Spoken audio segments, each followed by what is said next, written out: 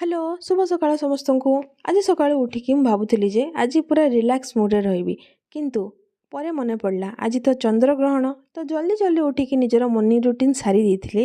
ଆଜି ଜାଣିଥିଲି ଭାତ ରନ୍ଧା ହେବନି, କିନ୍ତୁ ଗ୍ରହଣ ହେବା ଖୁସିରେ ବହୁତ ସାରା ଆଇଟମ୍ ହେବ। ତ ପଡ଼ୋଶୀ ଘର ଲୋକ ବି ଆସିକି ଆମ ଶାଶୁଙ୍କୁ କହୁଛନ୍ତି କି ଆଜି ତ ତୁମ ଘରେ ରୋଷେଇ ହେବନି, ତୁମ ବୋହୂମାନଙ୍କୁ ଆଜି ଛୁଟି ମିଳିଲା। ମୁଁ ତ ମନରେ ଭାବି ଦେଇଥିଲି ଆଜି ତ ରୋଷେଇବାସ ନାହିଁ, ପୁରା ଭିଆଇପି ଭଳି ରହିବି। କିନ୍ତୁ କିଛି ସମୟ ପରେ ମନେ ପଡ଼ିଲା କି ଓହୋ ବାସନ ମାଜିବାକୁ ପଡ଼ିବ। ଖୁସିରୁ ବାହାରିକି ଚାଲି ଯାଇଥିଲି ସିଧା ବାସନ ମାଜିବାକୁ, କାହିଁକିନା ବାସନ ମାଜିଲେ ତ ମୁଁ ରୋଷେଇ ଆରମ୍ଭ କରିବି। ଆଜି ବହୁତ ସାରା ଆଇଟମ୍ ହେଇଥିଲା। ପୁରୀ, ରୁଟି, ଫୁଲକୋବି ଆଳୁ ତରକାରୀ ବି ହେଇଥିଲା, ଆଉ ଆଳୁ ଭଜା ବି ହେଇଥିଲା, ଆଉ କେକ୍ ବି ହେଇଥିଲା। ଖାଇବା ପିଇବା ସାରିକି ଆଉ ଥରେ ଚାଲି ଯାଇଥିଲି ବାସନ ମାଜିବାକୁ। ଓହୋ କି ବାସନ ମଜା। ଛାଡ଼, ରୋଷେଇ ଘର ସବୁ କାମ ସାରିକି ଚାଲି ଯାଇଥିଲି ରୁମ୍କୁ, ମୋ ସ୍ୱାମୀଙ୍କ ପାଖକୁ।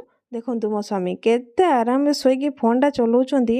ଗ୍ରହଣ ହେଉ କିମ୍ବା ନର୍ମାଲ୍ ଦିନ ହେଉ, ସ୍ୱାମୀମାନଙ୍କୁ କିଛି ଯାଏ ଆସେ ନାହିଁ ନା। ଏବେ କୁହନ୍ତୁ, ଗ୍ରହଣରେ ଭିଆଇପି ଟ୍ରିଟମେଣ୍ଟ କିଏ ପାଇଲା, ମୁଁ ନା ମୋ ସ୍ୱାମୀ? ଆଉ ଆପଣମାନେ ବି କହିବେ ଘର କାମରେ ଏବେ ଯାଏଁ ଫୁର୍ସତ ପାଇଲେ ନା ଏବେ ବି ମୋ ଭିଡ଼ିଓ ଦେଖି ଦେଖି ଘର କାମ କରୁଛନ୍ତି। ରହିଲି, ହରି ଓମ୍।